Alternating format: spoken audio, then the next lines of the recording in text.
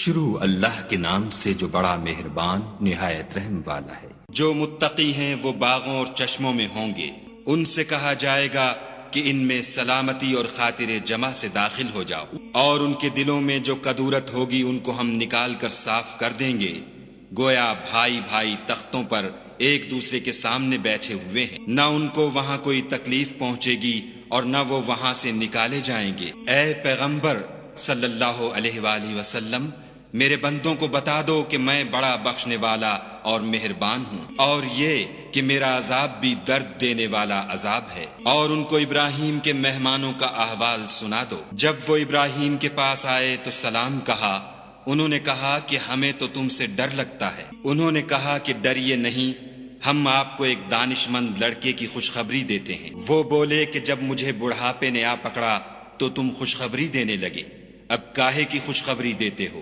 انہوں نے کہا کہ ہم آپ کو سچی خوشخبری دیتے ہیں، آپ مایوس نہ ہوجئے۔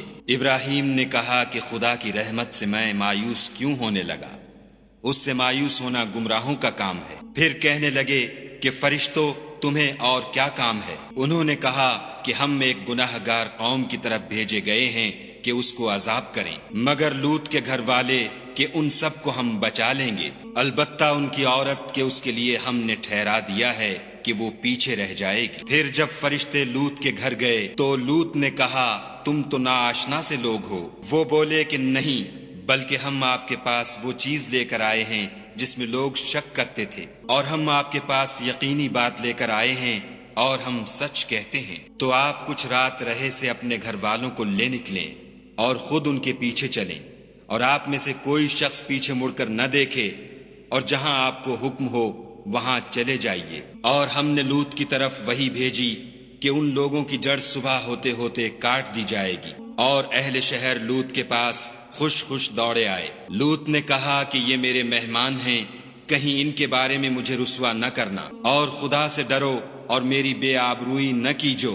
وہ بولے کیا ہم نے تم کو سارے جہان کی حمایت و طرفداری سے منع نہیں کیا؟ انہوں نے کہا کہ اگر تمہیں کرنا ہی ہے تو یہ میری قوم کی لڑکیاں ہیں، ان سے شادی کر لو۔ اے محمد صلی اللہ علیہ وآلہ وسلم، تمہاری جان کی قسم، وہ اپنی مستی میں مدہوش ہو رہے تھے، سو ان کو سورج نکلتے نکلتے چنگھاڑ نے آ پکڑا، اور ہم نے اس شہر کو الٹ کر نیچے اوپر کر دیا اور ان پر کھنگر کی پتھریاں برسائیں۔ بے شک اس قصے میں اہل فراست کے لیے نشانی ہے، اور وہ شہر اب تک سیدھے رستے پر موجود ہے۔ بے شک اس میں ایمان لانے والوں کے لیے نشانی ہے، اور بن کے رہنے والے یعنی قوم شعیب کے لوگ بھی گناہ گار تھے، تو ہم نے ان سے بھی بدلہ لیا، اور یہ دونوں شہر کھلے رستے پر موجود ہیں۔ اور وادی ہجر کے رہنے والوں نے بھی پیغمبروں کی تکذیب کی، ہم نے ان کو اپنی نشانیاں دیں اور وہ ان سے منہ پھیرتے رہے، اور وہ پہاڑوں کو تراش تراش کر گھر بناتے تھے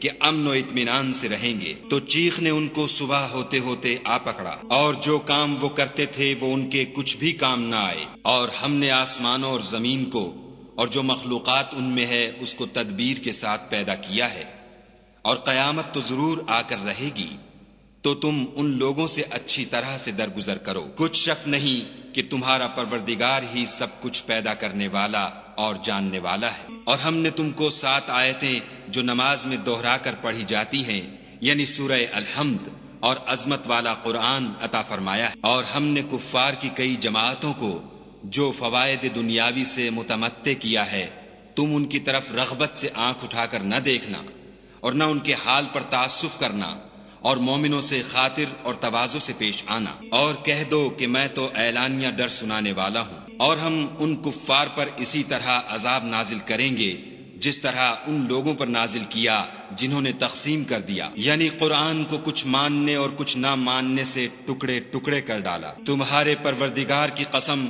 ہم ان سے ضرور پرسش کریں گے ان کاموں کی جو وہ کرتے رہے، بس جو حکم تم کو خدا کی طرف سے ملا ہے وہ لوگوں کو سنا دو، اور مشرکوں کا ذرا خیال نہ کرو۔ ہم تمہیں ان لوگوں کے شر سے بچانے کے لیے جو تم سے استہزاء کرتے ہیں کافی ہیں۔ جو خدا کے ساتھ اور معبود قرار دیتے ہیں، سو ان قریب ان کو ان باتوں کا انجام معلوم ہو جائے گا، اور ہم جانتے ہیں کہ ان کی باتوں سے تمہارا دل تنگ ہوتا ہے، تو تم اپنے پروردگار کی تسبیح کہتے اور اس کی خوبیاں بیان کرتے رہو، اور سجدہ کرنے والوں میں داخل رہو اور اپنے پروردگار کی عبادت کیے جاؤ یہاں تک کہ تمہاری موت کا وقت آ جائے۔